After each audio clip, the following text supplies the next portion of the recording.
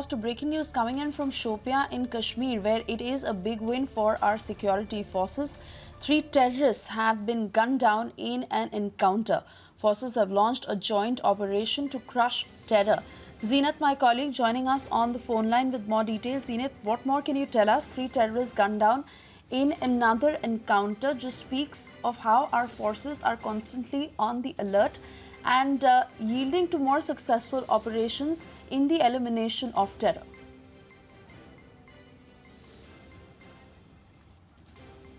And I believe Zeenat will be joining us very shortly. She's not yet connected with us, but in the meanwhile, as she joins us, this is the news that we are picking up for our viewers.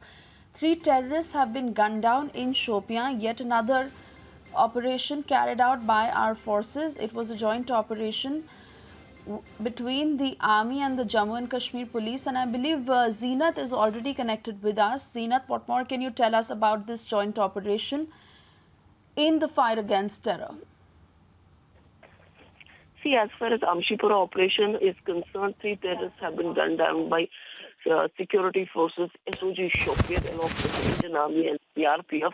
But one more terrorist, what I'm picking from the sources, is inside, strapped in the cow shed.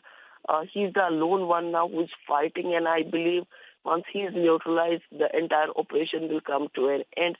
So far, 3 terrorists have been neutralized. Arms and ammunition have been recovered from the encounter site. In fact, this is the second operation in South Kashmir in less than 24 hours. Yesterday, 3 terrorists were again gunned down by the security forces in Kulgam, where 3 Jaish-e-Mohammed terrorists were neutralized. And today, finally, another 3 terrorists were neutralized by the security forces in Shopian. One more is trapped in Cowshed, who is believed to be neutralized very soon. And with the killing of the 4th, the operation will come to an end.